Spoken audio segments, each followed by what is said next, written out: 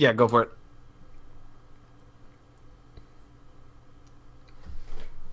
Welcome, and this is the recorded game for Week 6 Risen Esports Rampage League between Order 66 and Feed the Dream.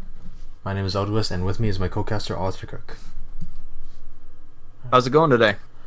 Well, it's going pretty good. This is, I'm gonna go a little personal here. This is a match I want to see. I have some friends on one of the teams, Feed the Dream specifically, so really want to see him in his official capacity on a team. With team support. It's Of course. so different. I'm excited for this match too, for similar reasons, although I'm not personally friends with anyone on Feed the Dream. I'm excited because they are the only Rampage team from Season 3 to be returning under the same name. That's a good point. Now, we will be starting up the draft shortly with Feed the Dream on the blue side and 066 on the red side. And this is a little bit tricky because Feed the Dream coming into this has 2 subs. As a result, they also switched around 2 of their members. Their original top laner Tide 1 is moved to jungle as a result of one of the subs being moved to top lane. Jungle is Tide's secondary position, and they also have Bofom, I believe, as their other sub. No, I believe Bofom is part of their starting roster. Oh yeah, sure. Bofom is part of starting roster. They have not yet a Saint subbing in for D'Angelo, it seems, and we already have 2 bans on either side. Kaisa and Pike banned out for Feed the Dream, and Malzahar and Vilkaz banned out for Order 66 now. This is really interesting. Kaisa and Pike are not all that surprising as bans. Kaisa, even though she has kind of been hit a little hard by all of the crit ADC changes that hit in 8-12, she's still a very oppressive ADC in some matchups. And Pike, of course, is topping many tier lists for the best support pick currently. So those make sense. Malzahar and Vel'Koz, on the other hand, Order 66, are very clearly targeted bans against the mid lane. Tamed is the captain and shot caller for Feed the Dream, so it absolutely does make sense strategically to try to pinch him a little bit. Yeah, it does make sense. However,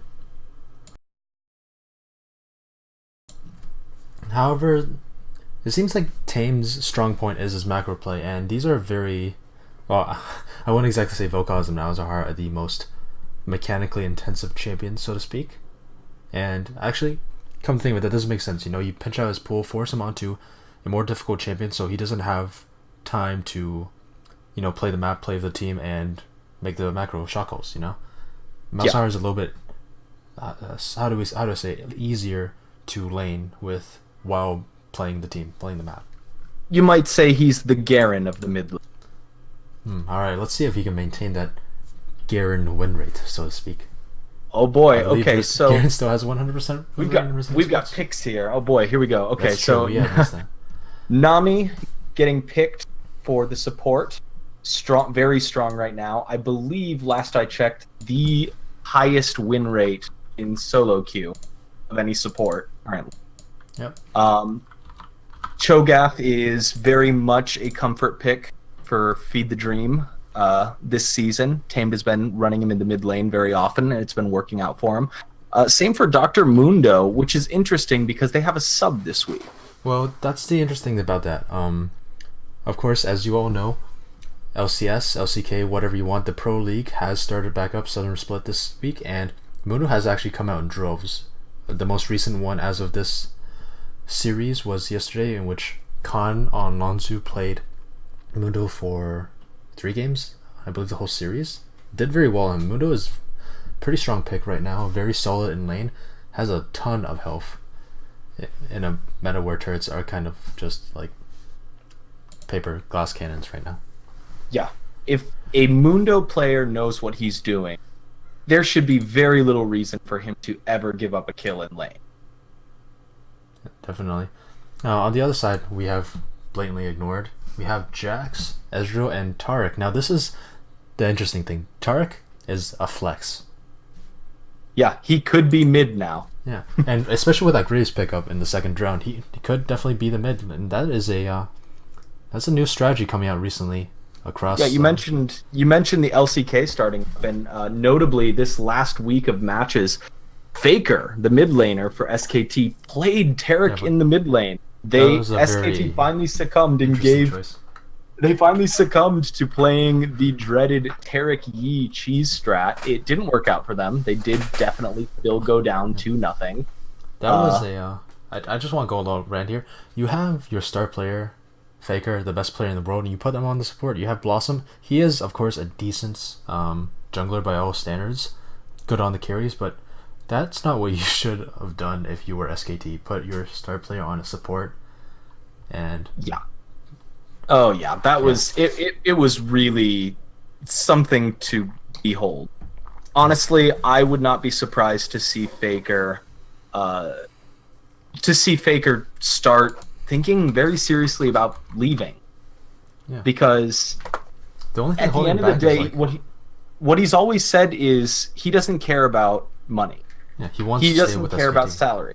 Yeah, he wants to stay with SKT as long as that allows him to play at the highest level of the sport. And right now, that's not the case. Yeah, you're right. That is what he said at the beginning. He said he liked SKT because SKT allowed him to become the greatest player in the world. He can't live up to that potential right now, not with this team around him. Yeah. So we have sort of forgot about the actual game at hand here. With this, we have our actual lineup for FTD. It will be Mundo top. Actually, is that Mundo I'm not jungle? Sure of that, actually. Would that be Mundo jungle? It could be Mundo jungle. Alternatively, it could be Cho'Gath jungle. Mundo, it's not great, but Mundo does get run in the mid lane sometimes. I mean, he is a really safe farmer. Although I don't know why you would run Mundo in the mid lane into a Taric. Yeah, now the idea is, I believe it will be Mundo jungle, so that Renekton top is probably the guaranteed one. You know, into Jax. Oh wait, hold on. Check this out for a second.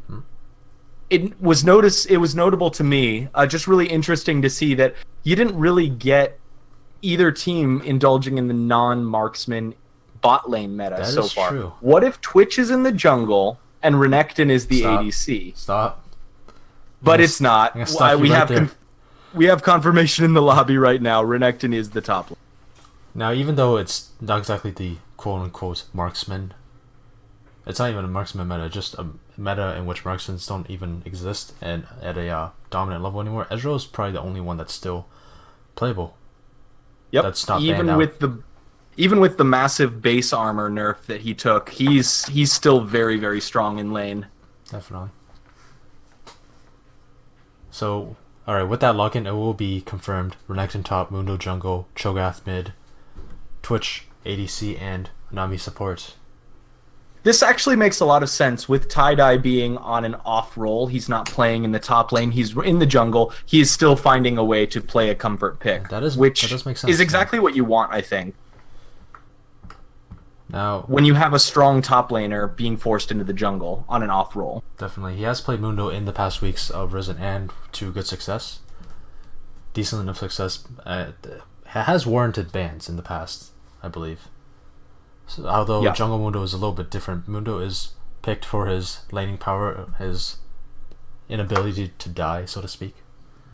Yeah. Right now. Now on the flip side. So, yeah, go ahead. On the flip side, O66, they have a slightly more straightforward team comp. They have a lot more damage, albeit lacking in magic damage. And the most interesting thing about this comp is that they will be attempting this Taric Graves duo jungle mid strategy, in which they get this Graves farmed up to an immense amount. Taric plays double support. Yep, they play that. They play that gold funneling strategy. Now it's just up to the teams to see if they can execute to the same level that we have seen being executed in the pro leagues. I think the most I saw was Peanut getting to maybe 400 CS pre 30 minutes. Ooh. That was something. Wow. That is spectacular. And honestly, Yeah. terrifying. I expect that from a silver player, by the way. Yeah. I have the Yeah. highest levels of hope for these teams. Yeah. Yeah, Expectations. sure. We'll see what happens. So as we're now just about ready to get into the 3-minute spectator delay here, let's talk just a little bit about the context of this matchup right now. We are in the second week of that middle section of the new format of Rampage League, where instead of where they spent the first 3 weeks playing within their own division, playing against the other teams in their own division, and now we're in that second segment where they will play 4 weeks in a row against the 4 teams in their sister division. Definitely. And I believe, based on my analysis, that Order 66 and Feed the Dream are on roughly even footing in terms of their strength. The thing is, though, that Division 6, which is where Order 66 is coming from, is a stronger division. I think that this is a game that is a toss-up that could go either way, but Order 66 really needs this win a lot more because the top 2 in Order 66's division is going to be a lot harder to crack. Where Feed the Dream is really only worried about T9, if they can kind of tuck into that second place behind T9, they will make it into playoffs. Order 66, they need to worry about SOS that is 4-0. They have not dropped a game yet in this entire season. And HSR, who's now 3-1. So O66, if they can win this, they can maybe tuck up into that second place spot, but they're going to be fighting for their life really hard if they can't get this one. Definitely. And I will have to say, agree with you that it is harder for Order 66. Now, they are both currently 2-2 coming into this, but due to a controversy before certain games were turned against FTD that they have won with a player that is no longer with Risen right now. And if those went without the whole controversy, FTD would be 4-0 right now at the top of the group. Now, that being said, that those 2 wins were with a player that is too skilled for Rampage, so to speak. And, this is all, what could have been sort of thing. Could FTD have won if they had their current lineup in those games? Maybe, maybe not. But I would say that yes, because the game in particular that got well, actually, I don't know. T9 is a very, very strong squad. Yeah, that would have been, and that's who that of course is the opponent that had a win rewarded to. yeah, I don't know. I think it would have been it would have been a match to watch, that's for sure. However, the idea is FTD still has most of that core that won them those early 2 games, and while they may have gotten a stronger player than is deserved, it's not like that player was the only catalyst for the wins. The remaining 4 players had to have stepped up, and I'm just thinking going ahead for the rest of the splits, FTD look to have an easier chance of getting out of groups than Order 66. Yeah, because basically in each of these 2 divisions, you've got one team that's kind of a wash. You've got Team 21 Which in Division 5 that is disbanded, and you have DAB in Division 6 that I don't believe has disbanded, but they're 0-4. They've FF'd their last 2 matches. They might as well have. Yeah, seems just the fire's out, Yeah. So Feed the Dream, of course, has to deal with Team 9, which is kind of in the undisputed top slot in the division right now, and BMO, which I think you'd be hard-pressed to give any sort of convincing argument that FTD is not a better team than BMO. I do think FTD is a lot stronger. Yeah. FTD has that playmaking potential that is seldom seen at this level of play. That it's reminiscent of what happened last season. Friday Night Feeders, Yeah. with their Oh, boy. captain. What they've since been promoted to dominate due to their strength and rampage. That level macro, no, they were good. They were good mechanically. Don't get me wrong, but that level macro is what pushed them way and beyond to have a nearly perfect split.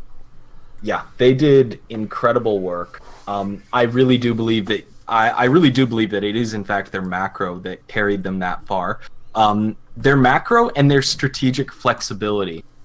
They are one of the only teams that I have seen anywhere in Risen that actually made active use of their dedicated sub, rather than it being a situation where it was like, oh, we'll take our sub if one of our players can't make it. They actively were swapping in and out their dedicated sub. Definitely, they did it like everywhere. I think they did it every single game of the playoffs, every single series. Yeah. And honestly, being able to keep everyone on, keep their opponents on their toes that way, I think also played a really big factor in just in allowing them to dominate as strongly as they. Definitely. I believe due to their dedicated sub and the fact that one of the roles that the dedicated sub plays in, one of their main roster members can actually flex between two roles. If I'm remembering Sadly, correctly. of course, now in Dominate, Friday Night Feeders is 0-4 currently. Yeah, So perhaps the decision to move up to the higher tier of play was a little bit premature, but there's a lot of games left to play so far are this they split. forced up there? No, what they were given a choice. If they could stay together as 5, as is the custom for Risen League winners, you get the choice, the opportunity to come back as a 5 stack. But if they wanted to come back as 5, they had to move up to Dominate because of their strength and the fact that they were multiple time winners of Definitely. Rampage. If they wanted to stay in the individual players are allowed to stay in Rampage if they liked, but they had to be broken up and follow the normal pre-made rules. No. Well, it's nice of them to stay together, you know? The whole Oh, ride or die yeah, I thing. mean, I love it when teams do that. Hence my enthusiasm about Feed the Dream. I really, really like that opportunity to have multi-season storylines like that, and, well, most players don't really do that. Alright. Now, no more of that. We are in game. Feed the Dream on the bot side, and Tade almost sees 3 members of the Order 66 in jungle. Hope they don't execute on him. Anyways, MMY in the top lane, Tade in the jungle, tamed in mid, both of them on AD carry, and not yet a Saint on support. Definitely looks like some aggressive posturing, like a potential invade coming down from Order 66. Order 66, Exonotic, that nice little bit of poke. Running that Airy on Ezreal. Now, I haven't really kept up with the whole Ezreal Keystone. He's flip-flop between 3 or 4 of them. Yeah, you can always see him. You see him playing Airy, you see him playing Klepto, and I believe it's one of the precision tree keystones, but I don't remember whether it's press the attack or fleet there's pause. footwork. We do have a pause. No word yet from the teams as to the reason. Now, but what we'll would you get take there. if you're running Teleport Ezreal? If I was running Teleport Ezreal, I don't know. I feel like in that case I'd want Klepto. Definitely Klepto or Airy. Klepto I would be more inclined to take just because it's a pokier one, and when you don't have the benefit of that summoner heal cushion, it's harder to stay in combat long enough to really make the precision tree keystones worthwhile. Ah, there we go. A support on the side of Order 66 was still loading in. But we're getting back into game right now. Alright. Now that we are back in game, we'll see what happens. Looks like they backed down from that potential invade. Yeah. Considering the fact that their support wasn't there due to the disconnect, it would not be a good idea. Now I know it's Surprisingly aggressive play from this Tarek. Oh, he can do that in the early game, which leads me into my next point. Cho'Gath may be a comfort pick for team, but I find it to be a now he picked it before a Tarek, of course. It's not suitable into a Tarek. That's simply due to the fact you've that got a little, Tarek you is got a known little for his poke. anti-melee, right? Yeah. Cool. Top lane. Oh, this is very low. This is some huge amounts of trading back and forth. MMY is in that second part of his ultimate. Goes in for a flash, uses the Ruthless, but does not manage to get the last little bit. Counter strike! Oh! And Cleaver gets first blood for a side of Feed the Dream. Trade kill, of course, but gold advantage to Feed the Dream considering his first blood. Gold. Nami gets hooked in and gets hit up with that aftershock. Thresh is still level 1 though, so there's no flay play available yet. Yeah, I definitely think that was not just because of the first blood advantage. That was definitely in favor of Team Feed the Dream. A, because of first blood advantage, and B, because the kill that Jax got didn't have any assist gold going out. Yeah, that too, of course. Of course, with the fact that interesting to note here that Jax teleported back to lane and Renekton opted to save his TP, which seems to suggest that FTD might be up top again, looking to get a big bot side play. Now Jax goes in for a little bit of poke, but of course Jax is sort of low on the whole CC side. Jax goes back in and actually gets the kill onto Tie-Dye and now has double buffs. MMY can't trade in this, especially with the fact that Graves is up here and now dies to the Graves. Now 2 members on the side of O66 have double buffs. That's not what you want to happen. That's really unfortunate. I think my theory as to what happened there is that Tie-Dye, who of course is playing into an off-roll pick, is not used to going in with pots and hunter's machete. Usually on a Mundo, you're going to have a more defensive loadout. You're going to have something like a Doran's shield, and you're going to be able to absorb a little bit more damage than you'd expect to with a jungler loadout. With that, so I think that he's playing more to his strengths and what would feel comfortable as a top laner. Now as we see a gank coming in from Hotgate. Bad. Forcing the flash out of Tamed. Nice little gank. Blood Sand is actually very low in this lane right here. Staying for a very long time. MMY doesn't have the cooldowns, and that's a nice little flash. Nice kill with the chained auto attacks. That's the thing. Even when you're 2 levels up on a Renekton, if you're Jax early on, you're pretty squishy, and Renekton can burst you down quickly. This is Rampage. I don't have much else to say. I can just explain all my thought process with the fact that this is, Rampage. We already have 5 kills, 5 minutes in, a kill per minute. Yep. My goodness. Interesting thing I'd like to highlight here. Thresh going for the Ancient Coin loadout rather than the more aggressive Relic Shield seems to be really reflective of the threat that Nami can pose in a kill lane scenario, and also the fact that Ezreal really might just want to sit back and farm, play a more passive lane. Definitely. It's just... yeah, it's kind of a little bit of team disconnection here. Benem goes for the hook, does not hits, and Hoggy comes in for a flank, but there's no cooldowns up for Benab. Tide is also here. Exonotic is very low, has no mana as well. This is not going to be good for Order 66. Hasn't used any summer spells yet. Might be forced soon. Flay comes in, just get a little bit of poke back, and nothing happens. This is something happening all over the map. Yeah, the players on the side, on the side of Order 66 are not respecting the threats. That's just no words in River. Tame just walked down for free, gets a free kill, and now he can just walk away because it's a Tarek. His damage is kind of sad. Like we were talking about earlier, Tamed is an excellent macro player. He's got a real keen eye for now Tide once again is in that position where he doesn't expect his health to be so low. Gets ignited, that will probably take down to his death. Tame doing what he can, but he can't knock off the silence. Blaze Sand goes in. That is so close right there in the top lane. And Jack's counter-strike is such a clutch ability. Tame actually goes very low here. Now, only when play Thresh doesn't have any mana anymore. It doesn't matter. As Not Yet Saint tries to get the kill on Exonotic. Managed to get it with a bubble. Now might get killed himself by only play Thresh. Can't get in range. Both of them, meanwhile, just free firing on the backline. Uses the heal. Doesn't actually hit Not Yet Saints, but Not Yet Saint can heal himself anyways. And gives a double kill over to Twitch. I don't know who that was in favor of because... absolutely bloody fiesta, honestly. But I would be inclined to say that that was in favor of Team Feed the Dream. the gold went the right places. Tarek, the whole point of running Ryan Tarek is in a bad position right now. Actually, dies to Hawkgate Dad.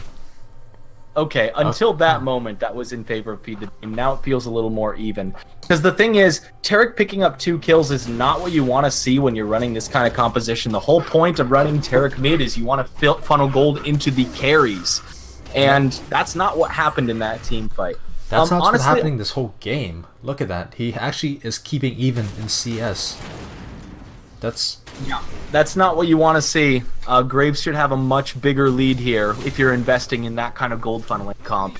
Now, I'm going to go into a slightly educational rant here about this use of Tarek by I love O66. learning and I love rant. Let's go. Now, this rise of the Tarek mid lane, the support mid lane, carry jungle idea came from the fact that, or vice versa, support jungle carry mid lane, came from the fact that, you know, with the recent changes, as I say, that Nami gets hooked and she ends up dying, there are no summoner spells left. Back to ranked. Comes from the fact that mid lanes had gotten nerfed to a point where kill pressure was low enough, and jungle pressure and snowball pressure from jungle was high enough that it was actually worth it to... Oh, and Taide actually gets caught out here, gets his ultimate. I don't know just in time where he decided to clutch it right there, but managed to live. Yep. Very clever use there. I mean, we're kind of getting to the point that the sense for the power spikes is going to level out a little bit. Doesn't have the ultimate. Tame doesn't have flash, however. Gets a knock up, but is stunned up by the Tarek, and it would just end up dying. Now, while they're not playing the composition correctly, they are playing well against FTD with Tarek's strengths in early game. Again, Bloody Sand failing to respect Renekton's burst. I'm gonna stop analyzing this top lane because it's just back and forth, non-stop. It's something.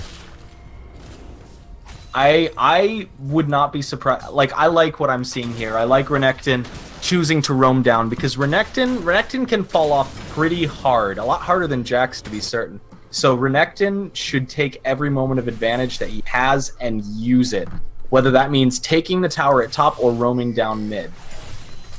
Anyways, I think we're gonna be in a bit of low here, so I can go back to my rant. Go ahead. The reason why Tarek is picked in this sort of role is because he is perhaps the perfect champion for this sort of, for his ratio of low income to high utility sort of thing. Due to his passive, he has, for some reason, an incredibly fast clear time, especially in jungle when you have a Graves to help out. So he can clear camps, clear waves that much faster, which allows you to clear the camp, get the mid lane wave, clear another camp, get the mid lane wave, not miss a single minion, and have that gold funnel into your carry jungler, aka Graves. And I was saying how Tarek is, his ratio of low income to high utility is like higher than almost every single champion in the game. However, when your income gets increased as Tarek, his utility doesn't go up that much higher. Taide gets caught out here. He does have that sadism, so it should be fine. But deciding not to flash out, gets extremely low flash out at the very last possible moment. Taide taking a very low bit, tanks up the collateral damage as well. That is the second time in a row we have seen tie-dye on Dr. Mundo fully tanking a Graves ultimate with his own masochism ultimate. Yeah. Now that's what you can do once you actually have an MMY gets another kill. This is okay. Now this back and forth seems to be in favor of MMY. Now Dragon almost gets stolen, except Cho'Gath actually managed to defeat it at the very last moment. Ooh. That's taking that dragon, as back and forth as this game has been, taking that dragon is exactly the kind of incremental advantage we're going to want to see FTD slowly pulling out. It's bloody, but it's a game of inches. Now, I think Taide is actually getting his footing right now. In the early game, he had a couple of hiccups, aka the 2 deaths. But those were times before he finished his Cinderhulk, before he got that cloth armor in his inventory. And he just had his base health as Mundo. That's not what Mundo's strength is. Now that he has some health underneath his belt, you can see exactly why Mundo is such a powerful champion in this meta. And he can just tank up these turrets that seemingly do no damage. I mean, in a meta right now where games are more fast-paced than they've been in a long time, games are ending by 25 minutes. Guys, Blaze and man, this turns out when you feed that many kills to a Jax, he can kill the rest of your team. Imagine that. Oh my god, just got out smited by Hot Gay Dad on Graves with the smite. Ooh. Now Tide forced to flash away. I'm guessing he's doesn't have sadism actually, but seems like Hot Gay Dad doesn't know that. Doesn't have the collateral damage anyway, so ignore my ranting. It's alright. Alright, teleport coming in. As I was saying, when games are won this quickly, it is of enormous advantage to have a champion in your comp like Mundo, who is tanky so early on. Now, the thing is, games are snowballing when teams can get a lead and know how to not hemorrhage afterwards. Neither team has really shown that. Both teams have been able to make picks, get leads, as what might happen right here. Jax, however, has shown in the bot lane, so it might not be... Right, both of them actually is free hitting, but he's a little bit too far up. Forced to flash out. Tidal Wave hits the Neb, and now this Jax is a little bit too far up. He doesn't do as much damage as he thought. Great little Call the Meek to take down the health bars of everybody. Flash Exhaust to try and take down Xanaki. Arcane shifts out after the flash, and it will be a simple 2-for-0. What we just saw there was a crucial failure of communication. Basically, as soon as Not Yet a Saint came in with that flank, there was a very clear decision from Exonautiq and Bloody Sand to pull out. And Benib didn't. Benib stayed. Benib stayed way too long. And then even Bloody Sand was in just a little bit too long, kind of indecisive about whether he was going to pull out of that team fight or not. And that indecision, that spread the members of Order 66 that were present, and FTD was able to just pick them apart. Yeah, that indecision came from the fact that he thought he was ahead enough since he managed to kill Cho'Gath by himself, right? When you know, when you kill Cho'Gath by yourself, you can think to yourself, hey, I do damage. But he has a Triforce, he does damage, he doesn't have tank stats. There's solo killing Cho'Gath damage, and then there's killing Mundo damage. Yeah, killing Mundo with a Nami healing up. Now he's going in for a tame to see if he can recreate his miracle beforehand. Well, most likely, except a perfect bubble. Not Yet a Saints.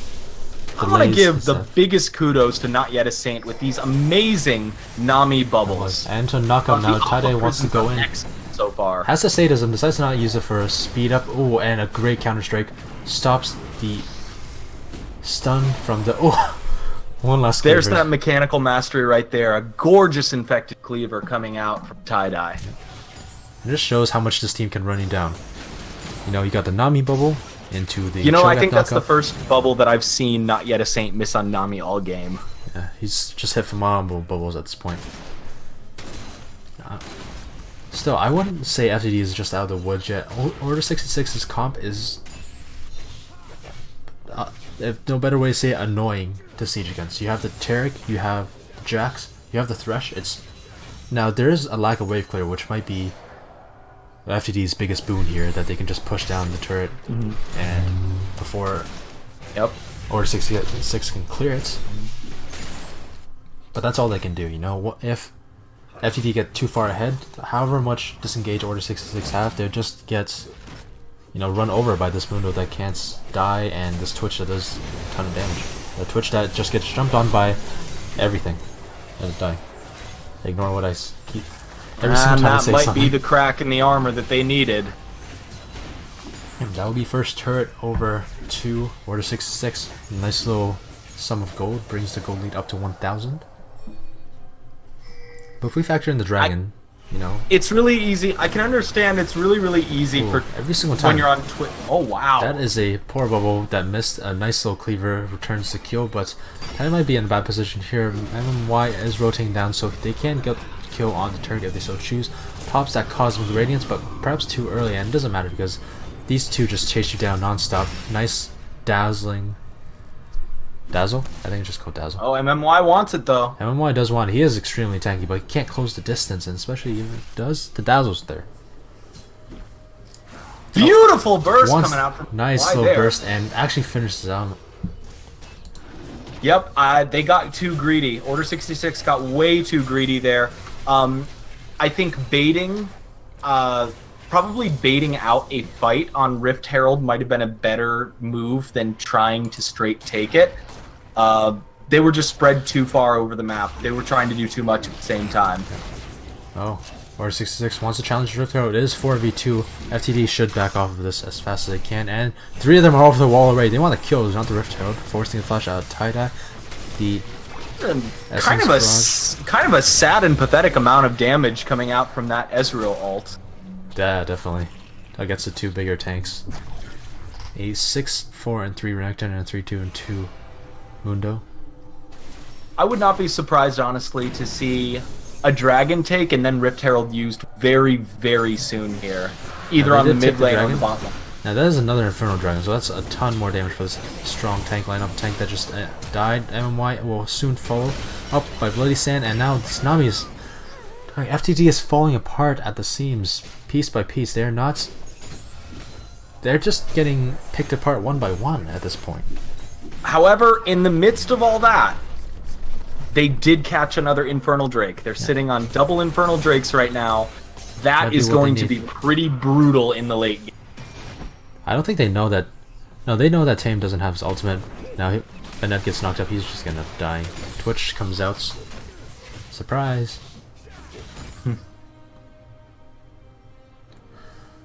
Alright, a little bit of low here. Let's take a look at the gold now. Now, the gold is kind of lopsided due to how much fighting and skirmishing there has been in the top side of the map, and also due to a, how do I say, a lack of farming.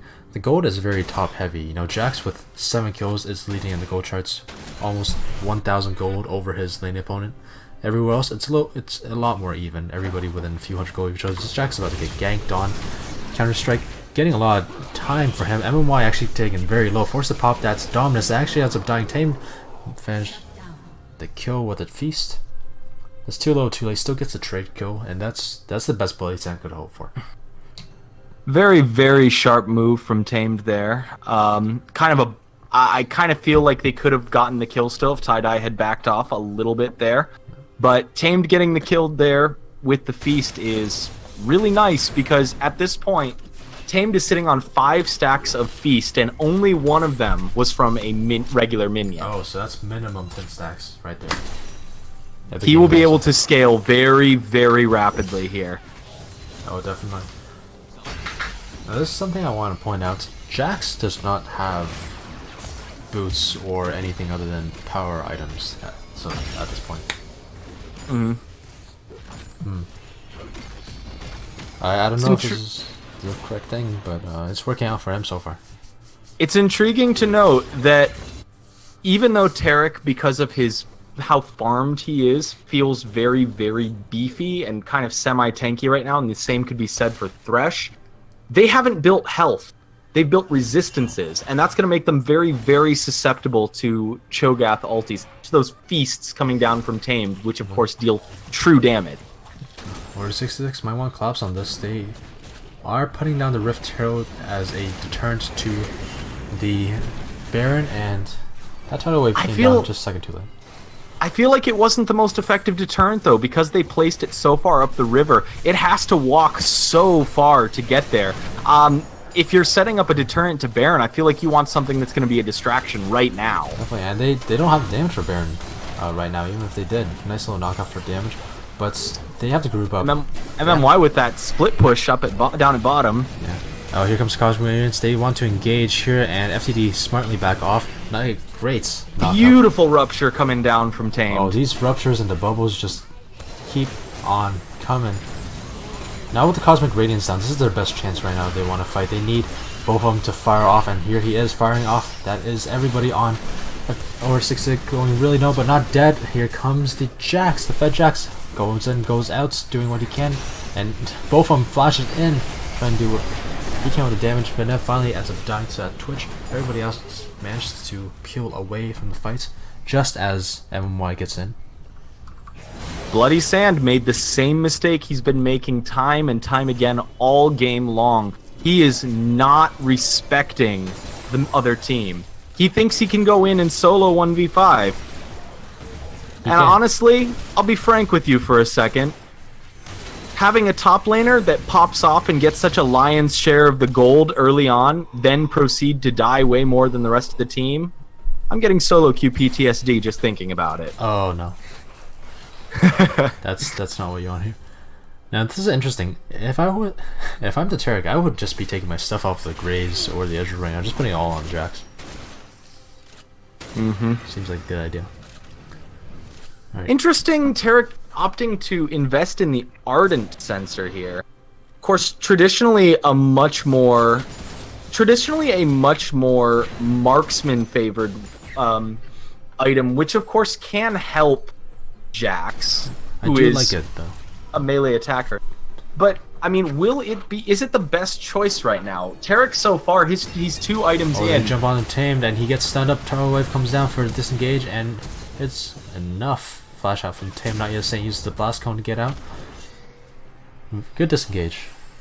As I was saying, Tarek is 2 items in. It's a locket and an Ardent sensor, 2 items that have kind of gotten gutted in the last few patches. Now, if the item wasn't good, though, I do like the Ardent sensor pickup. There is a distinct lack of magic damage on side or 66, plus attack speed can be used by every single carry. Now, Blaze Sand... Yet again, look at what Bloody Sand is doing. He just can't do this thing. He can't do it. Naya Saints peels away. Even if Naya Saint ended up dying there, I would trade the Jax for Nami any day of the week. Tame goes and slows down Hotgate Dad, and that is a nice little redemption, healing everybody back up. I'd only play Thresh, puts down Cosmic Radiance, but it's too little too late. Just delays his death, delays the inevitable. And now FTD, they can just keep on pushing here.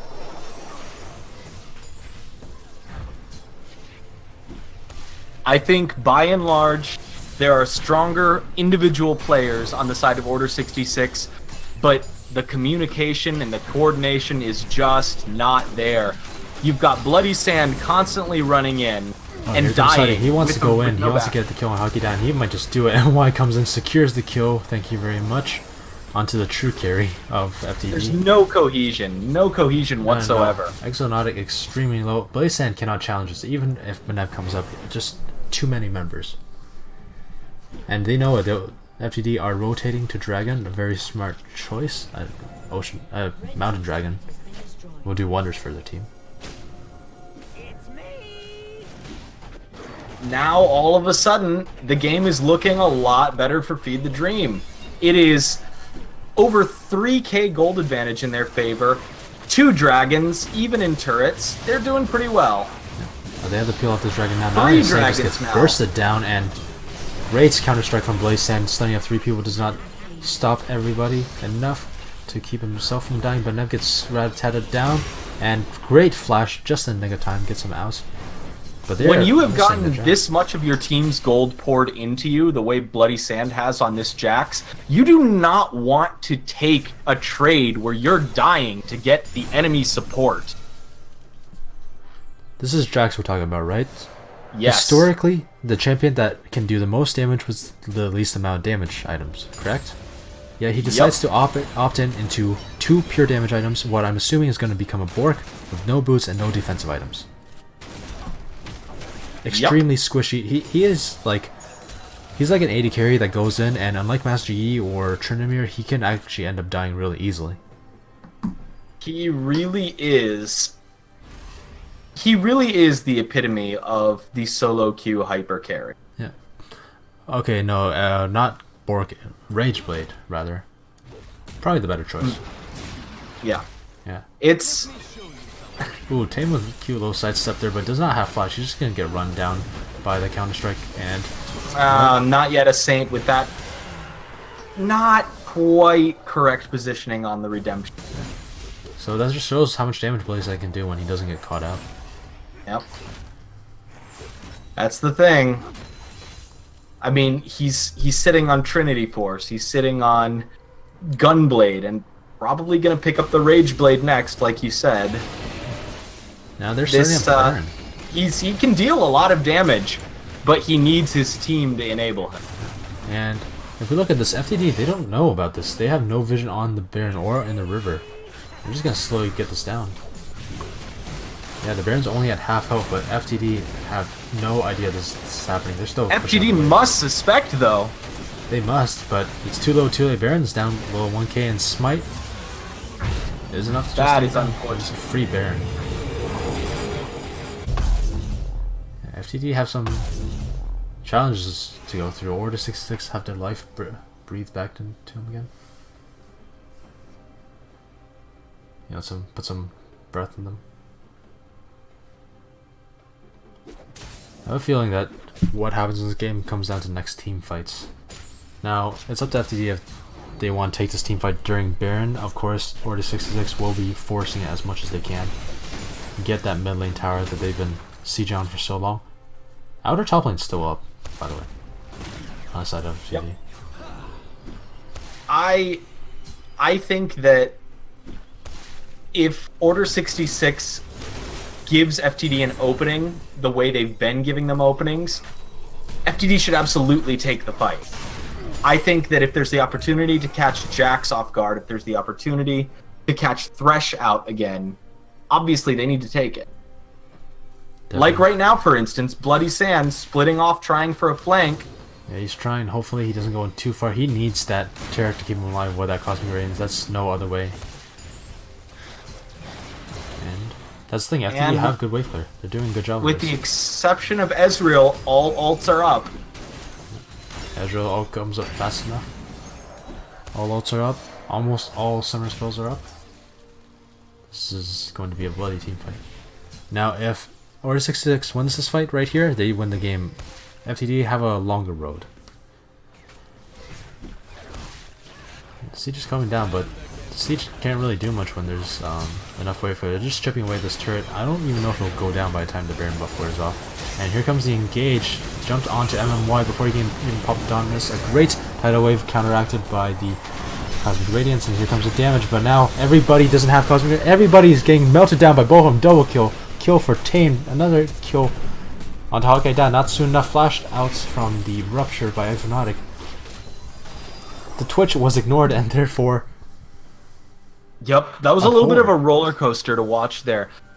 It looked very bad for FTD at first, as MMY on the Renekton overestimated the window that kind of opened up when Tamed hit that Rupture onto 3 members of Order 66.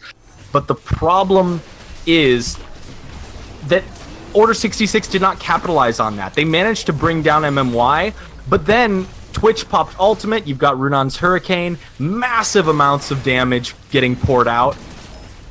And at the end of the day, that shredding is going to be a little too much to deal with. Yeah, for sure. They used everything already to take down MY and to attempt to take down Tie-Dye. And those are tanks. You don't want to use that on them.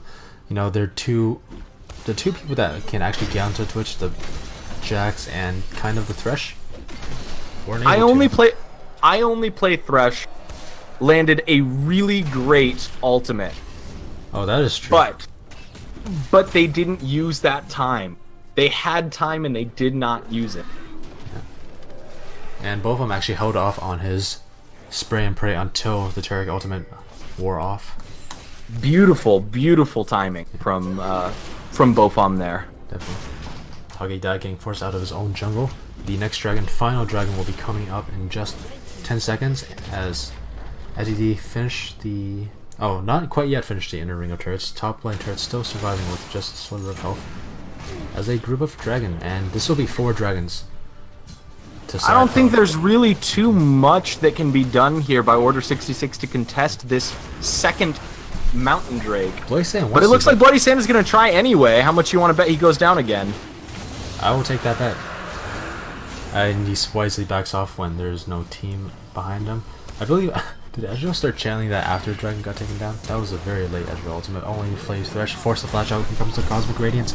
Counteracted by the Tidal Wave, keeping them still. MMY gets taken on really out, but now both of them gets jumped on. He managed to stay alive with great kiting right there. Gets a double kill, and that is Twitch alive with a Jax dead. Nothing can jump on this Twitch anymore. FTD are free to push however they like. You know, Sansa Graves, wave clear. Teddy still has the ultimate, remember. He can just ults tank up. Twitch is alive. He's free firing back and doesn't have Rat-a-tat-tat, doesn't need Rat-a-tat-tat. They need to get out of there. By the Twitch. Oh, everybody on side of FTD somehow just managed to go into blinking health bars. Didn't even notice.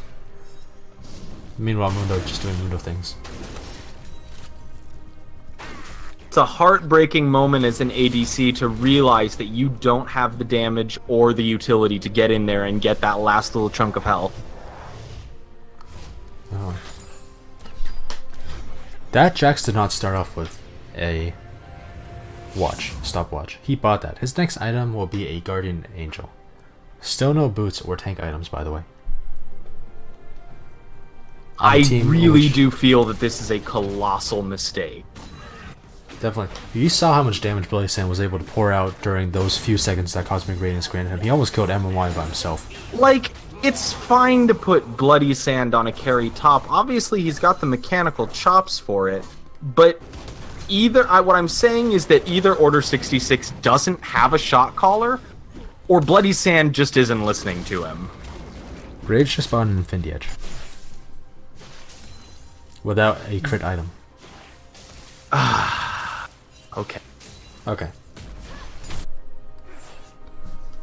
See, here's the thing. We talked at the beginning of the game about how great it is to have that solid core of a team that stays together, and how FTD still has that even though they lost a player due to smurfing allegations. Yeah, of course. And this is being borne out right now in real time. There is so much experience and cohesion that is being brought to this game by FTD that Order 66 just, if they have, they're not demonstrating it. Definitely. Now both teams had their weaknesses in this game, but as you can see here, FTD is able to bounce back properly. You know, they managed to go down, but they managed to stand back up again. Now, outside of Order 66, they have gone back up a few times, but it just seems like they get weaker and weaker each time. You know, communication is breaking down more and more every single time we see them fight. Already a 6k gold lead. Yeah, and this is the second Baron. This is a very important one. If FTD gets this one, I don't really know that there's the two tanks are going a little bit too far. They tunneled hard onto Hockey Dad. Don't manage to get him taken down. Now two tanks are a little bit too far up. Now, he still hasn't popped the Sadism with ease. That's a tank Mundo without even using his ultimate. Let's be honest here. Now, Twitch is finally exposed and onto backside. Billy Sand actually managed to take him down within that few seconds that he needed to. Goes into stopwatch form. Now this might just turn around since the Jax is still alive. That is the carry you can keep alive. Managed to get taken down finally by the undying Mundo. And now the fight is turning on the side of FTD. They can't push off this even if they do win without that Twitch, but they are winning the fight piece by piece, forcing the flash out. But now they have won the fight, but how much can they get off of this? They can't get the Baron. 3 members on the side of Order 66 are down, so they are able to get the turrets. But how much more can they really push? They potentially had everything they needed there, but the thing that's missing right now is tank shredding. Because it's all well and good if you can get Twitch down, if you can catch him out and take him down. But the fact of the matter is that FTD's team comp has now advanced to the point that their tanks also deal massive amounts of damage. Oh, definitely. So you can't just afford to just focus the squishies. MMY and Tie-Dye went in head first. 2 members charging into like 4 members, right? At the end of this, MMY 90% health, Tie-Dye 100% health. Moon Ultimate already back up. You just don't have the damage anymore. And then goes in. Both of them finally gets the last hit. Hockey Dad not able to, ends up getting taken down. However, Twitch is still alive. Twitch is barely keeping himself alive. Exotic almost taking him down, and now comes the Jax. This might be the second he needs to take down both of them. Does it go onto Twitch? Ends up getting taken down by Baneb instead, and now the Jax finally goes down. The Cosmic Radiance comes down onto 2 members, but these are supports. Let's see. Okay, give me just. Why are they fighting? Give me a second to breathe there. What are we watching? The Thresh and Tarek are out of mana.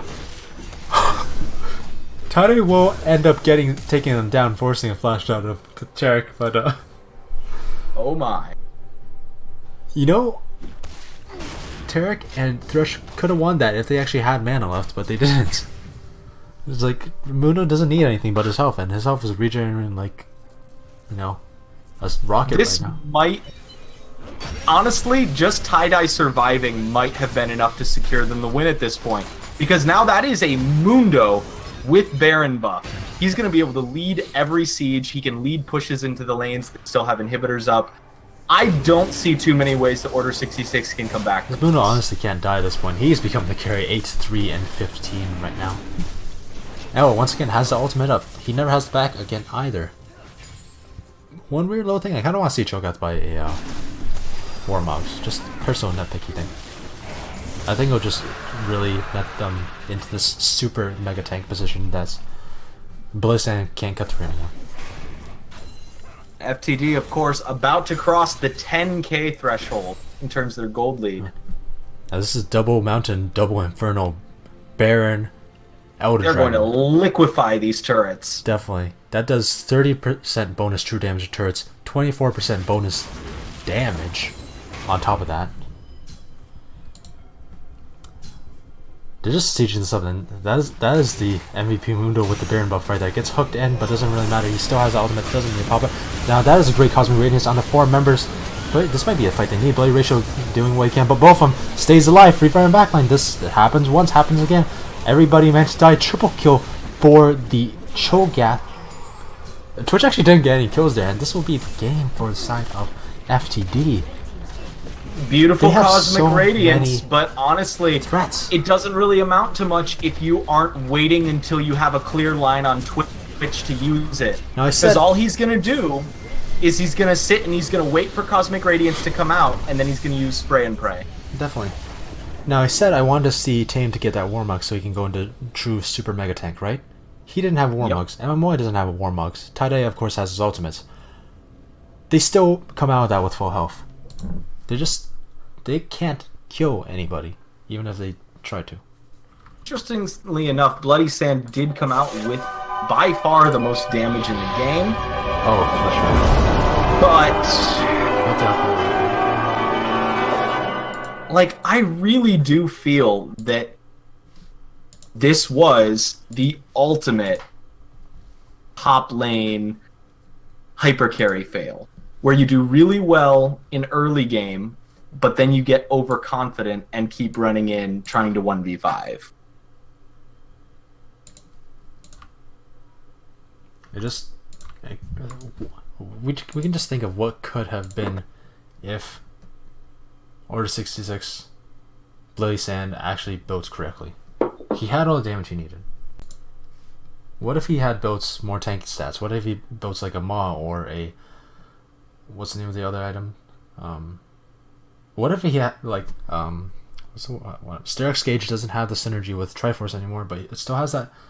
It's still good. Yeah. It's still anti-burst. What if he had Lifesteal? What if he had something that kept him alive? Is the thing I'm getting at here. Honestly, even if he built exactly how he built, what if he stayed with his team and actually made sure that he had backup? That's a good point too. It does look like we're gonna get pretty much straight into the next game. The next game draft. What if anything needs to be different?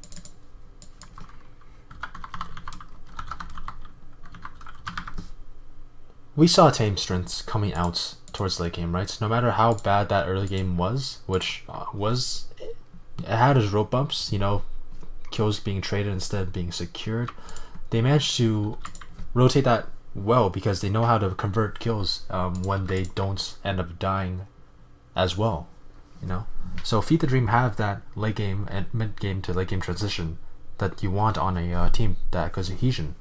So what they need to work on is that early game. That's a way for them to get to that mid game, late game, that snowball without, hitting those road bumps. Order 66 completely opposite. They have that early game. They just need to be able to transition that properly. Yeah. I think Taric actually is a really, really good cornerstone for their comp. I think this works for them. They really do just need to... they need to get Bloody Sand under control. Yeah. He does... he did what he needed to do as a Jax. He did the damage he got onto carry. He did that well, but he couldn't do anything beyond that. And sometimes if Feed the Dream did properly, he couldn't even do that. So, yeah, he had a great support system too. He had a Thresh, he had a fed Tarek that actually got almost perfect cosmic radiances every single time. Yeah, he just didn't wait for them, He had to though. He reciprocate that. tunneled every time. Alright. Now, as we wait for the teams to start the second game, how about the draft? Would you say the team comps could have been executed? Different team comps, rather. Honestly, from the side of FTD, everything worked. I mean, there is no element of the composition that I would have really wanted to see differently because it all worked. Renekton and Dr. Mundo getting in there being tanks, Renekton providing that nice early burst, Tamed playing Cho'Gath to perfection. Twitch obviously was just the cornerstone of a lot of those team fights. Oh, yes. You know, bringing out those perfectly timed spray and praise. And Nami, more toward the early game, but even toward the end, with the amazing bubble. Yeah, all our spells, honestly. Just excellent play. Now, if we go over onto Order 66, I feel like they had the makings of a good comp there. The problem was that they didn't actually execute it properly. They really needed to be funneling their gold properly instead of having Tarek end up with all of the kills and so much of the CS. They really needed, and again, I can't say this enough, they really needed Bloody Sand to work with the team a little more closely. I still haven't completely gotten my Tarek rant out of the way yet. It's just tugging at me so much that Graves could have been so much more, but he couldn't, because that strategy is a very difficult one to execute. That's why you don't actually see it in the lower elos. That's why you still see marksmen being relevant and regular mages being relevant. You only really see it in the higher elos of solo queue and pro games. So I don't actually have 100% expect them to execute it correctly, but I did expect them to sort of know what they're doing, and they just played it like Tarek was a regular laner and Graves was a regular jungler. That's not how that comp works. Yeah. I would expect to see probably a Cho'Gath ban coming in, Definitely. at the least. Wouldn't be surprised to also see Dr. Mundo and Twitch getting taken off the table. I might see Nami. I actually want to say that personally for me, low side note, if Order 66 won that Blaze and would have been my MVP by actually no, maybe I only play Thresh for those tier codes, but since FTD won, I think my MVP for that was Not Yet a Saint. It's so easy to give MVPs over to the ones that you see doing the damage that you see making the huge plays, but Not Yet a Saint was just that sort of quiet one, keeping FTD barely alive when they needed to, you know? So many things could have gone wrong if he wasn't there. But it worked. It did work. Just barely, but it worked. Looks like we're having some delays getting into the draft here.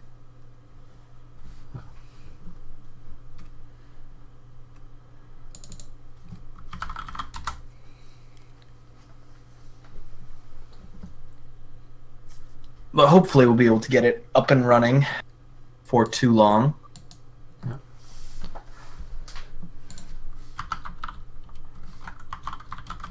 The thing that really concerns me about Game 2 and FTD is that maybe they will recognize his discomfort with the jungle role, and Order 66 will throw out a Dr. Mundo ban, try to force him off of his comfortable picks.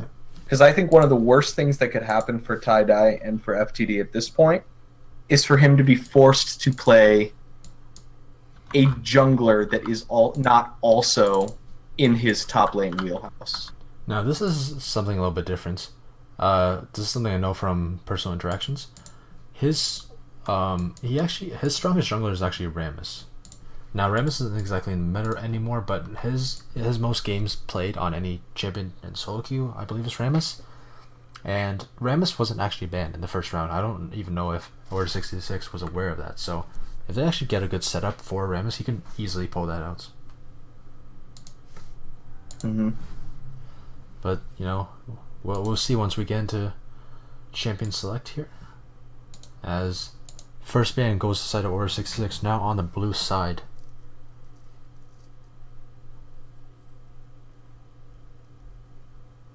They are discussing right now. Twitch ban. There's that Twitch, like you said. They don't want to see a hyper carry like that. Although I wouldn't say Twitch was the main problem. He was sort of the... See, I don't know how I feel about Jax getting banned. Maybe it works as a concession. Maybe MMY didn't feel comfortable in lane against Jax, but honestly, Bloody Sand... I don't know. I don't know that Jax ended up being that problem. Now we return to the same bans as the first game. Kaisa being the hyper carry and Mousehard being a comfort pick of Tames. Ban. Yep. So, and they decide to go with Renekton. I don't know if Renekton was a problem there. He is a strong laner, and maybe that's what Bloody Sands doesn't want. As we saw on Jax, Bloody Sands was a good laner. And Renekton's probably one of the best laning champions there is in top lane. And how easy it is to bully any other champion in the lane right now. Yeah. And so maybe they want to get Bloody Sands in a position where he can do that scaling up without a Renekton to deal with. Yeah. And I want to see FTD just miss a ban. I'm not sure if that's a missed ban or a placeholder.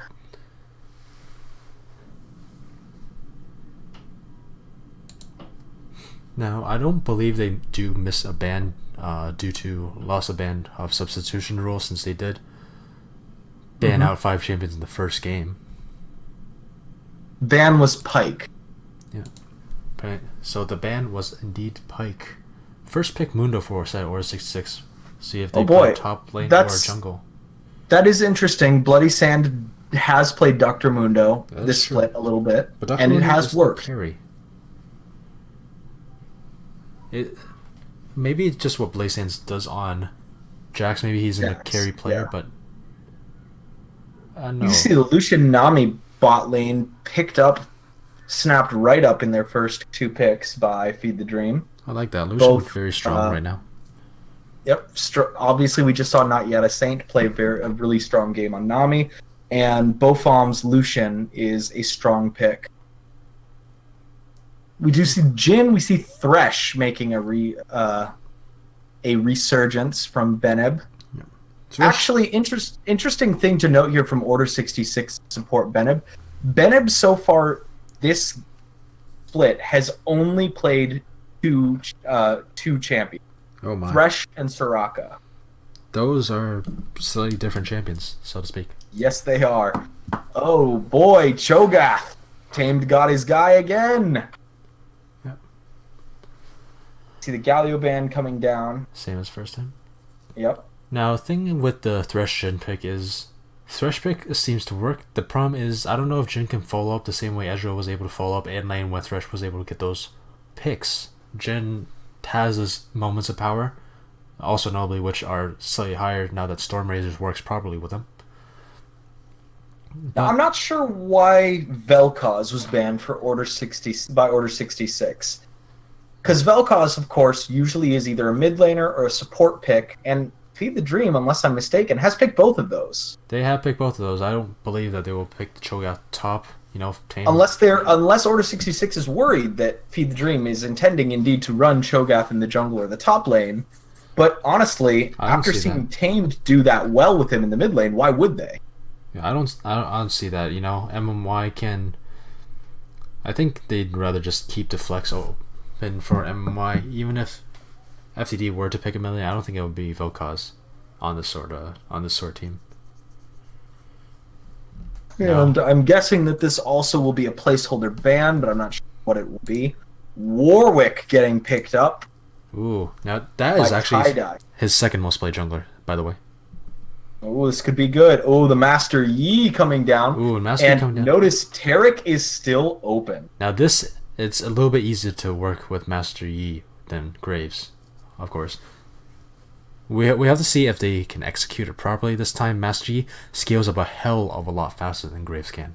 Like, as soon as he hits level 6 and gets his Blood Razor, that's like he's ready, Picks up the Anivia in the instead. mid lane. I feel like Order 66, like, is it just me, or do I get a feeling of them sort of blindly following meta? I kind of get that feeling too. And Shen will be the final pick, Yeah. top laner for Feed the Dream. Shen will be a final pick indeed. I like this. I mean, with Warwick and his Blood Hunt, Shen and his ultimate, you have a lot of ability to move around the map very quickly. Oh, definitely. This should be really, really interesting, especially given FTD's proven strength in macro and shot calling. Now, my one qualm with this comp is that their main source of damage by and far and away is the Lucian, who is not the most hyper of carries. You know, they have to win that early game, of course, which is what Warwick is there for. They have to And win the what early Lucian, game, of course, and is there for. more to the point, bot lane has to win their lane. Definitely. On the other hand, Order 66, they cannot scale any harder than this comp, to be honest.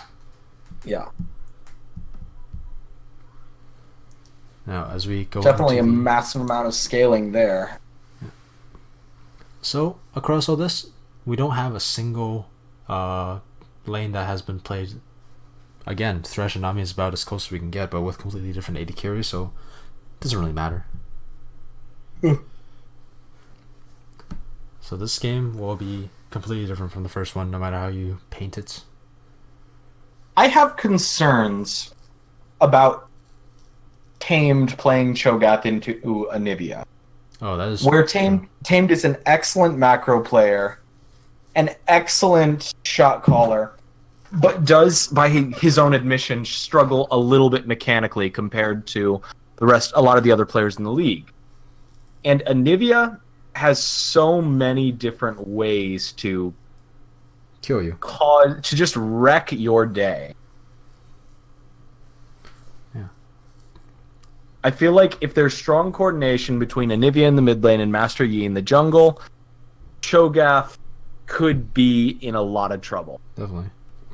Then again, it would make sense now, wouldn't it? Since Anivia was the last pickup for Order 66 into the Cho'Gath, they want to just keep Tamed from having an easy lane. Mm-hmm. And looking at this, it's hard to see a lane where FTD wins completely outright. It's really up to this Warwick in order to create pressure where he can.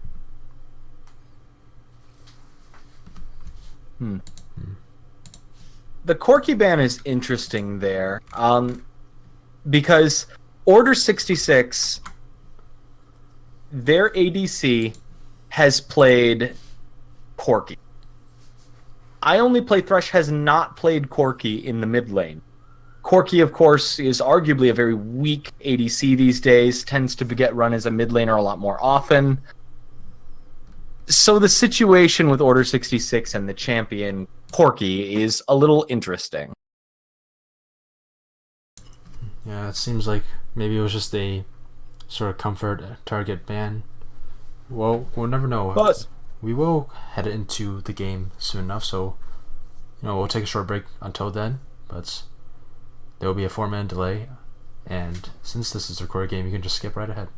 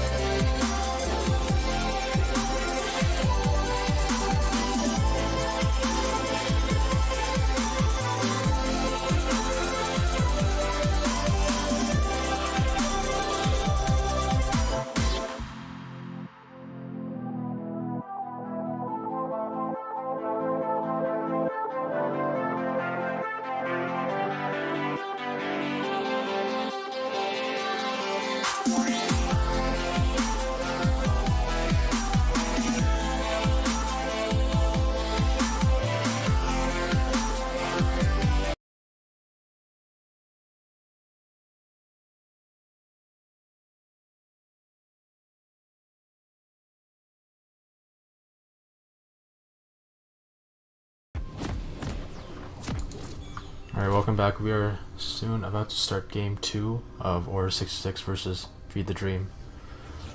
Order 66 now on blue side, as each team rolls out of the rift except for tie-dye. I think this is actually a situation where I could see either team getting excited about the idea of an invade. And it looks like we might in fact be seeing one from Order 66. Maybe they want to execute that invade that they didn't get to do last time. I could see it considering the Warwick has just left base. Now Tamed is a little bit far ahead. Hopefully he doesn't walk into that bush. If he does, he's a dead bug. Oh, both of them. Ooh. That ward is just in the nick of time, but great hook into great stun into great everything onto Tamed, and that is a dead bug still. Beautiful wombo combo. That's exactly the kind of stuff that Order 66 is going to want to set up in this matchup, I think. Definitely. They've got a lot of ability combinations in their kit. You've got the curtain call and the box. You've got the fact that Mundo can basically just be a walking tank and use his cleaver to slow people down to let Yi get on top of them and catch them. There's a lot of possibilities there. With FTD, on the other hand, I think their goal is going to be to try to outmaneuver their opponents. Use their mobility advantage from Warwick, from Shen, and just try to out-macro like they did in game. And from what we got there, they didn't even need to use summer spells, so Order 66 comes in this as strong as any team, really. And that first kills on to Yi. On the other hand, Tamed did not use any summoner spells either. That's very remarkable, cool-headed thinking. Yeah, that's about as good as you can get in that situation when you're definitely gonna die.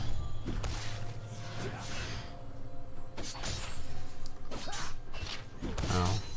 I'll be interested to see how MMY does here into the Dr. Mundo.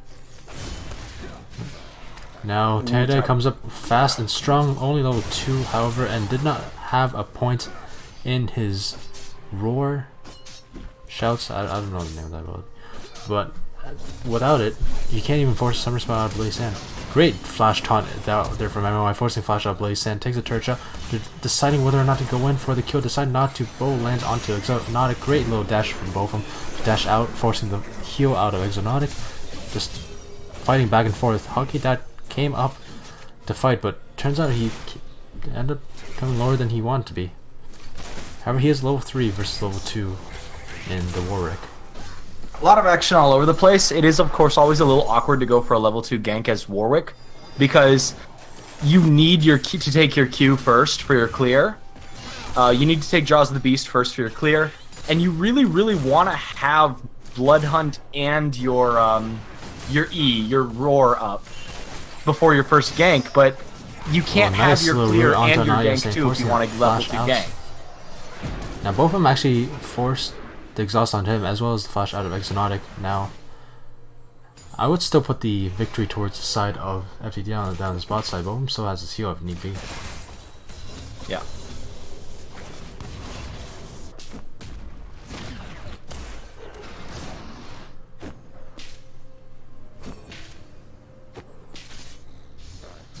Ooh, we could be seeing a good fight here. Good fight on tie-dye. Now he does have that roar here. He does roar Hockey Dad out of the channeled heal. Smites. I'm not sure how I feel about using that smite there. I think he wanted the extra health, but it might not have been the best. I'm actually getting caught out here. The wrong position. Still has a Shadow Dash if he still wants it, and decides to use it a little bit too late in the wrong direction. And now once again, Naya Saint getting caught out, getting killed. However, Thresh got the kill onto Nami, but Lucian got the kill onto Jin, so in the end, still victory towards the side of FTD in the bot lane at least. And it's an interesting thing I want to point out here, that the exact same thing has happened with Bloody Sand. He with the heal, tries to get the kill, and I believe he's just an inch too short, does not have the flash. Notice the same thing has happened here in both games between Bloody Sand and MMY, where Bloody Sand very early on has gotten a significant EXP advantage. I mean, he was 2 levels up on Shen when he happened upon him in the river. Definitely. No.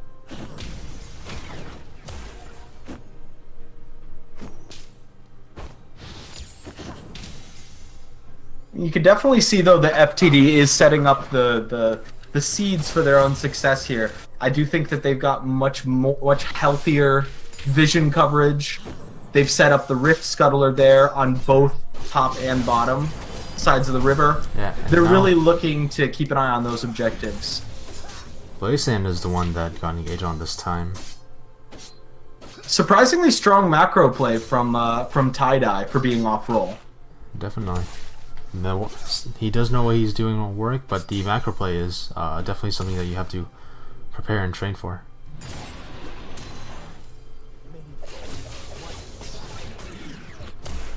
Now, here he comes down the mid lane, a little bit slow. Dad is able to walk out, except the perfect rupture forcing flash out. Oh no, he didn't have mana for his feast! Oh, that's just... He would have gotten the kill. MMY engage on Blazen. Blazen doesn't have flash, but neither does MMY. He ends up dying to the minions. Oof. That's the best I can put it. It's just oof. Ordinarily, it's fun watching bronze and silver games, but that was just heartbreaking. Both of those, all of it. Just everywhere. I don't know why, but it feels like that song, Don't Go Breaking My Heart. We got Tie-Dye going for it, Tie-Dye coming down. Actually, we'll get on. Benev ends up dying, even if Tie-Dye wasn't here. Now Exonaut will end up dying as well. Great low gank to turn one kill into a double kill. Double onto that Lucian is beautiful. We said that bot lane needed to win if FTD wanted this to happen, and it's happening so far.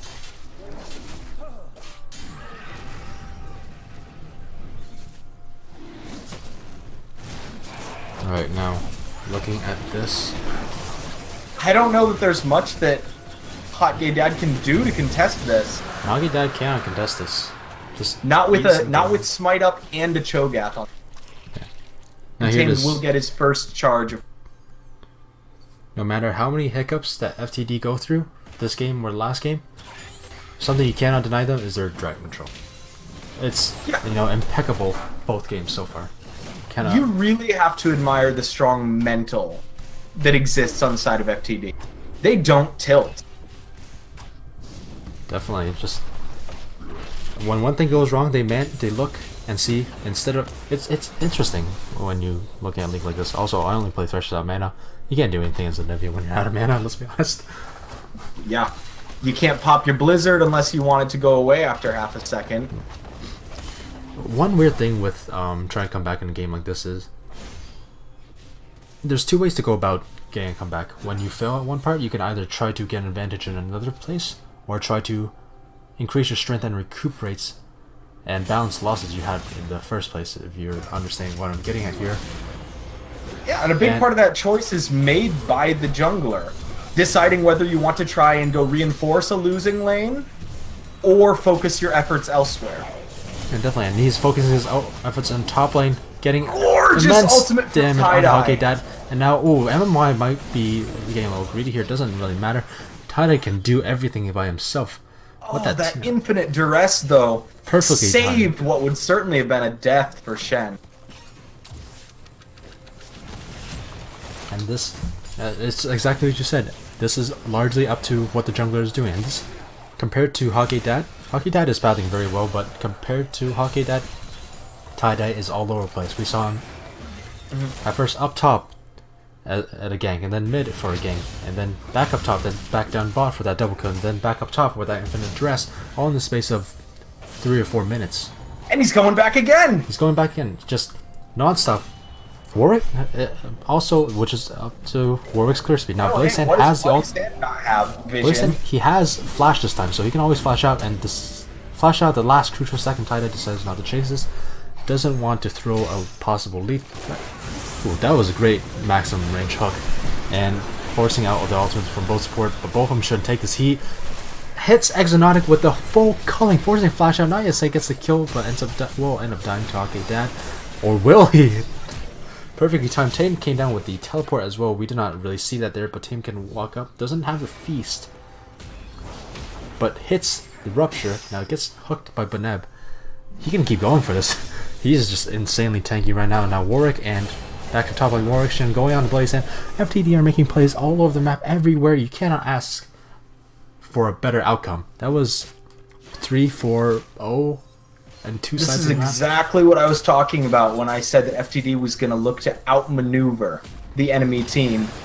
You've got Tie-Dye all over the place. You've got Tamed taking advantage of his teleport to get down there and shore up bot lane in a potentially dangerous moment. And now they're probably going to take first turret for their trouble. Yeah, this is They snowball might take going the out of first control. 2 turrets here. Definitely. It's a fight between the top lane and bot lane, so who gets first turret first. It will be a bot lane, but 2 turrets. Just look at that. And this all started from way back when Tyler got that first double kill. He won't even up dying with a perfect infinite duress there, getting another kill. Look at that life!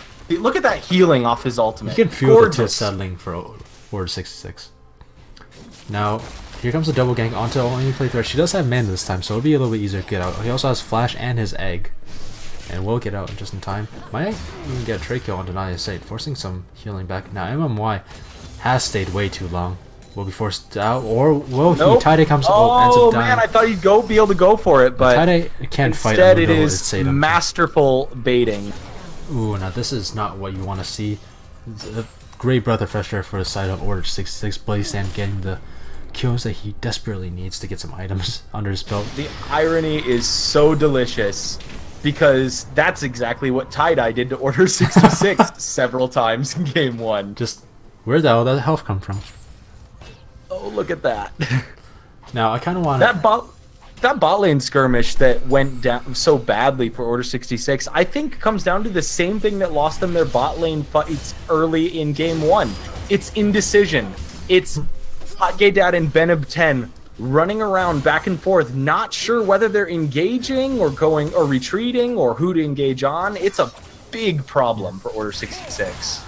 Now I want to tell a story. Now this is the story of FTD's macro play as they try to get engaged on the bot side, misses the bubble, misses the tidal wave, misses the hook, everything's missing, so but both of them still going. He has the double BF sword, which ends up doing a lot of damage. Tide coming in, ignoring the thresh, still has the infinite, doesn't have the infinite duress. It's almost up though. Yeah, it's almost up, and he might look towards this. He or Jen, both are tasty targets. No, I only play Thresh is very low. Bloody Sand comes down for a little bit of return pressure. I can't even get a story in with how many fights are going on around the map. Once again, not yet. It's a bubble. What can you say? That perfectly timed Stand United, and then goes in with a kill onto Bloody Sand everywhere. Kill is going over FTD's wave. This goal lead, kill lead, everything is blossoming out of control. We're looking at Jen shooting bullets for some reason. Doesn't actually hit anybody, however. Ooh, that is... It feels really bad as Jin to blow Curtain Call and not do more. And here comes more Dragon Control. Just keeps on going. It's non-stop for FTD right now. Oh, perfect taunt over the wall by MMY. Gets the kill onto Jin, who was standing right on top of Ward. MMY just zoning off the Thresh right now on Benev. Gets the hook.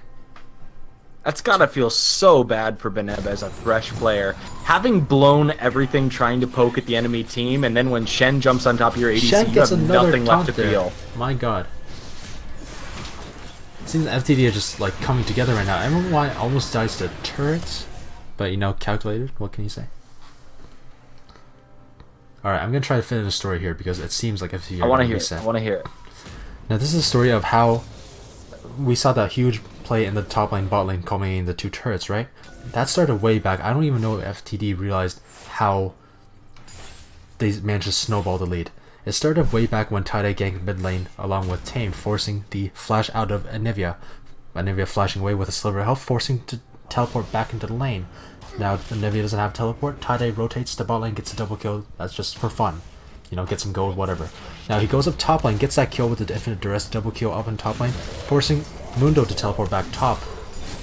He's gonna get a kill on the Mundo, by the way.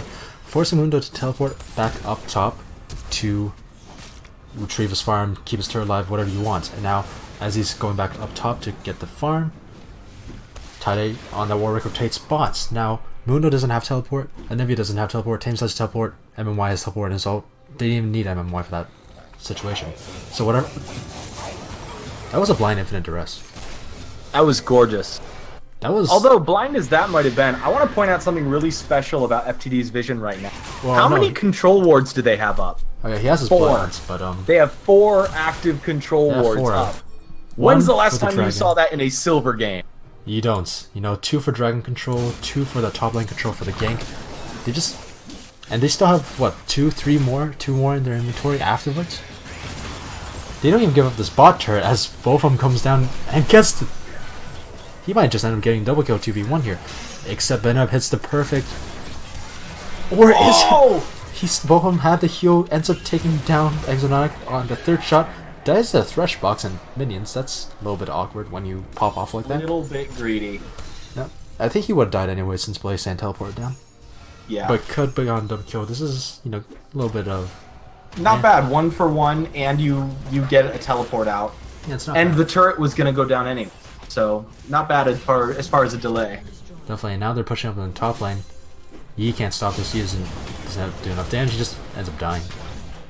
Pops that ultimate to look fancy. Yep, he wants that feast. Yeah, he He's been wants it. hungry for that Master Yi since minute 5, and now he finally got it. He can just tank the turret for as long as he wants, waiting for that feast to come back up. Now, if you still remember the story, anyways, teleports down, people bot, people top, no rotation from Nivea possible. Yeah, you know. And FTD might have realized it, FTD might not have. But whatever happened, they played the macro of that perfectly, you know, with how they played the summer spells. Blaze Sand getting rotated on by 1, 2, 3, 4. There's only one word for this. It links back to my story. The rotations are out of the world right now. Yeah, it's insane. I want to point out also, Tamed, once again, just like with last game, he has 4 stacks of Feast, and only one of them was a regular minion. My god, this... As you guys know, Cho'Gath's Feast can only stack on non-epic monsters and non-champions 6 times, and he's only used 1 of those.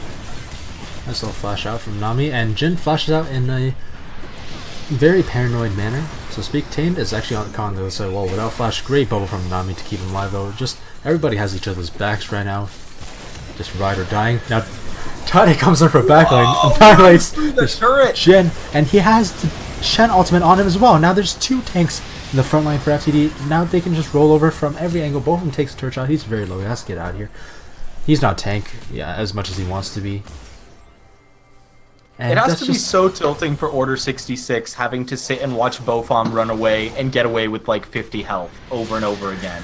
And not even the fact of both of them, they cannot be safe anywhere on the map. They thought they could walk up. They can't even walk up like that. Bloody Sands ends up dying, but they can't even walk up from their own turret without Warwick jumping on them from backline. With a Shen to keep them alive. What can you do? I cannot believe that they were worried about tie-dye being in an off roll. Weren't we worried about Oh, that? right, and they have Herald. If anything, Tie-Dye is the... If the game progresses like this, Tie-Dye is by far away the MVP for me so far. He's doing so well. The I mean, rotations honestly, are insane. if they win this game at this rate, I think that tie-dye is MVP for the whole series. Definitely. In the first series, he just started off rocky, but scared up to the point where he can't be dealt with. Alright, now Rift Hero finally goes down. Managed to get a turret and a half, so as it's your standard Rift Hero, you know. Nice little benefit for securing the objective. Tame doesn't care.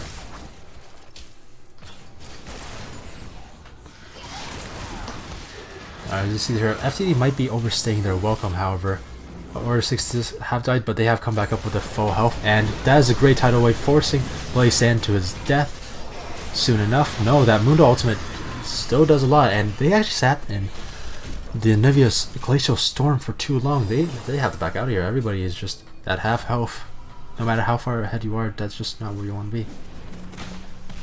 They don't want to give up this dragon, though. Their dragon control has Important been to note perfect. here, by the way, that I only played Thresh on Anivia has not died. He has not died. Ooh, Tie-Dye actually dies for a second time, but doesn't really matter. They managed to secure the dragon, secures the death of Mundo as well. Now, Hawkeye Dad, this is the first time he actually is able to pop off on the Yi and is paying off in spades. Gets 1, gets 2, gets 3. Ooh, That's that a 4 hurts. for 1. Tamed went down with his ult up. Oh, that does hurt. MMY has a run for his life. Blind hook does not hit, and a shadow dash away is enough to disengage the fights. You know, for all this lead, the gold is only 3k ahead. They do have 3 dragons, however, and that is the big thing.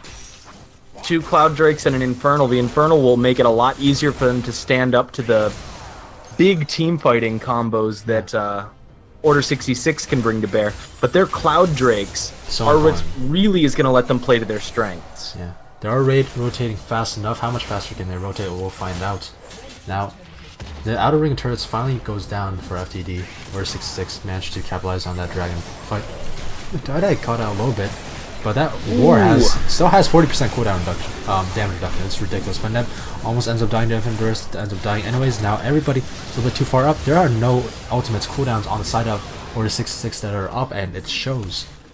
As FTD can big mistake from Benib there, as he used Fresh's Flay to bring Tie-Dye closer just as his roar was going. Yeah, they killed him once, but you bring down.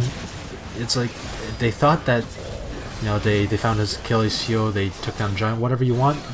That's not how it works in Legends, especially when the damage shield is a tank with 40% damage reduction on ability. This is very, very bad news right now for Order 66, because when the enemy team has a Cho'Gath and their jungler alive, there is no just stealing a Baron from them. You have to kill the enemy team if you want to take their Baron. Nami got that. I think there was a little bit of miscommunication. It got bursted down at about 1.3k health, right? But Warwick did not have his smite up, so Tane uses Feast expecting a smite from the Warwick at the same time, but then never came in, and somehow Nami got the last hit. Ooh. Let's see if they can 2v4. It seems like they might be able to take down Billy Sand. Not enough. Titan gets ulted in by MMY, but MMY ults in at half health. It's just barely enough to keep themselves alive. Tame gets the kill, gets traded back on. Here comes the Tidal Wave on 1, 2, 3 members. Manages to melt down Order 66. Hockey Down wants to come in, but he decides not to come in. Very, very, very clean stand united from Shen. Mad props also to Not Yet a Saint and Bofom getting to the fight just in time to turn the tide. Oh, the perfect flash! Perfect flash from Down. That is heartbreaking. I'm pretty sure that's the first Infinite Duress Tie-Dye has missed all game. And it was nearly perfect too. You know, Hockey Dad had to flash at the exact opportune moment in order to miss that. And yeah, with that flash, why does it matter? Almost still hit. FTD are still pushing. It still doesn't matter. They're gonna get inhibitor off this. They won't get game off this unless they really want to force it. And they want this inhibitor. They want it really badly, enough to take a 4v4. As I only play Thresh DCs, as that's a little awkward to cast like this when it's not even full game. FTD are just rolling over the side of Order 66. So it seems like Order 66 are just off the rails right now, out of their minds. They're out of it. One last ditch effort as FTD back off. I think they look to reset and cleanly close out the game. I agree. This is how you can tell a team just doesn't really feel. No doubt, Lucian on his next back is going to be finishing his Infinity Edge. The Nivea DCs, and there is no pause. Okay, now there's a pause. Very strange.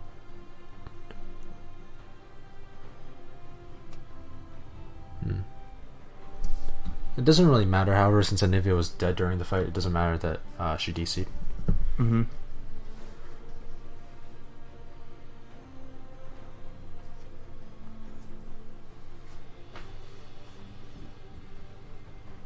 So, while we have a pause, you think there is any path to victory available to Order 66? I don't think Order 66 can win if they try to play FTD. They have to.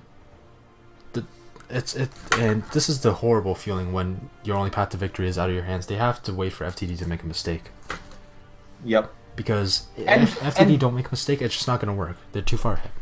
FTD does make mistake. It happened. Yeah, it has happened. We have seen that during Dragonfight. There definitely needs to be. there definitely needs to be a little bit tighter, cleaner play from Order 66 for that to happen, though. There's just so much running in at bad times, being overconfident. I mean, the thing is that we are seeing Bloody Sand doing exactly what he did in Game 1, except this time he doesn't even have the benefit of having one lane first. Oh yeah, for sure.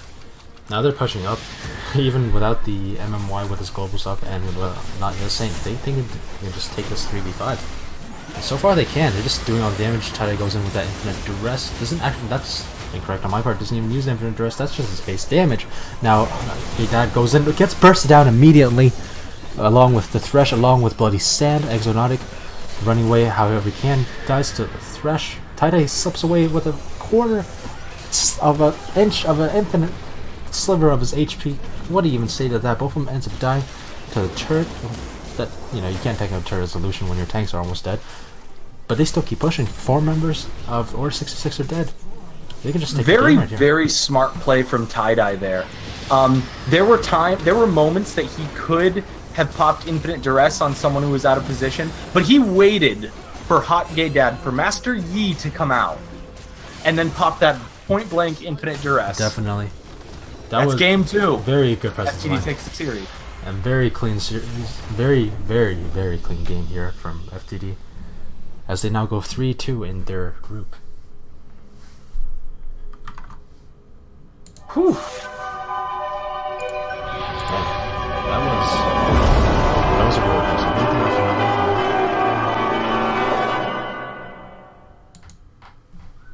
It just,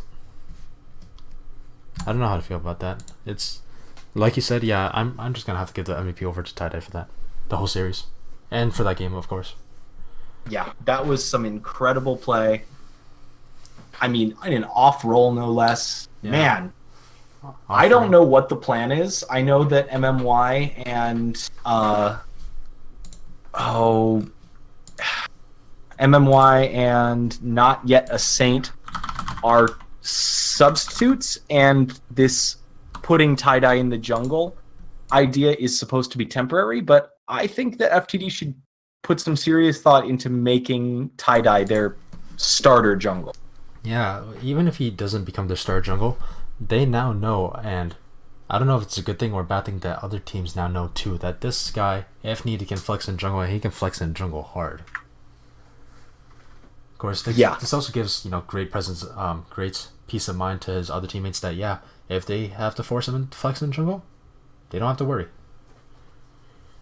You know, they can get any sort of top laner that they want to keep the top lane short up and let that jungler do his work. Incredible play all around. Yeah. All right. Yeah. Now, this will be it for us for this match that happened in week 6 of Rampage Esports. Next week, week 7, will be actually, we haven't even decided that yet, who's streaming. We really honestly just decide that game week to week at this rate. But at the very least, we can tell you that FTD will be facing off against SOS, probably the strongest team in Group C. That is a hype match, you know. FTD coming off that strong, you know. If once again, I'm gonna say, even if they had a Smurf, an ineligible player in their first 2 games, they would be 5-0 right now if that was an eligible player. Chances are, I'm just gonna put it out there, 2 5-0 teams, because chances are SOS wins their game this week. Actually, no, they win their game because they're facing off against Team 21, who disbanded. So yeah. In my narration, I'm gonna say it's 2 5-0 teams. You know, I just want to narrate it like that. May as well, just to add to the hype. All right, and that would do it for us. So next week, FTD will face off against SOS.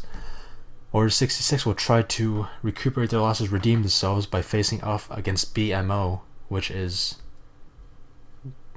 not the strongest team, so to speak. I definitely think it'll be a much easier matchup than FTT for Order 66 than FTD. And I think they stand a chance of taking that one. And the thing is, even though they have a much harder route through to playoffs now for having lost this, I think that they still have a shot. They just need to stay above HSR. Definitely. And with that, that will be it for us here at Resident Esports. Thank you for watching.